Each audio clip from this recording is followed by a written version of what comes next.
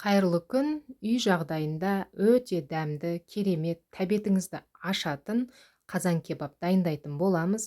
Міндетті түрде видеоны соңына дейін қарап, және каналға тіркелуді ұмытпаңыздар. Бізге қажет картоп, болгар бұрышы, чеснок, сәбіз, жуа және ет қажет болады. Картопымызды жақсылап жуып, құрғатып аламыз. Одан кейін етімізді тураймыз.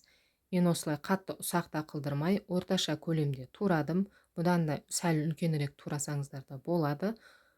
Осылай барлығын турап, дайындап аламыз. Одан кейін қызып тұрған майымызға картопымызды салып, қызартып қуырамыз. Міне бізде картопымыз жақсылап қуырылып жатыр.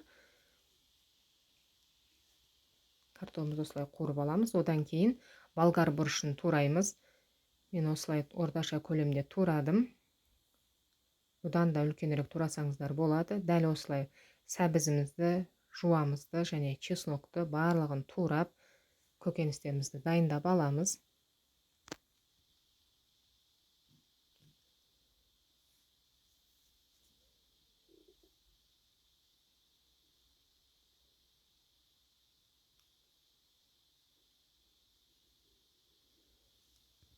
Осылай барлығын турап дайындап алған соң, қызып тұрған майымызға бірден болгар бұрышымызды салып, бір қайтара араластырып, майдан аламыз. Одан кейін дәл солай сәбізді де бір араластырып, майдан аламыз.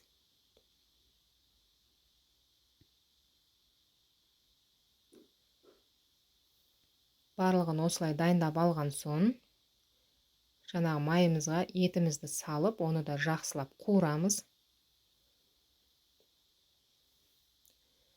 Етіміз де дайын болды. Одан кейін дайын болған етіміздің үстіне тұз саламыз. Қалауларыңызша приправа салсаңыздар да болады. Дәл солай картоптарымыздың үстіне де сәбіз, болгар бұрыштың үстіне де тұзымызды сеуіп шығамыз. Қазанымыздың түбіне кішкене майдалық қалып, оның үстіне жуа мен чесногымызды салып қуырамыз. Одан кейін дайын сәбізімізді, болгар бұрышымызды, картопымызды бетіне салып, бір кеседе су құйып, толық пісқанша күтеміз. Не достар, дайын болды. Міндетті түрде дайындап, каналға тіркелуді ұмытпаңыздар.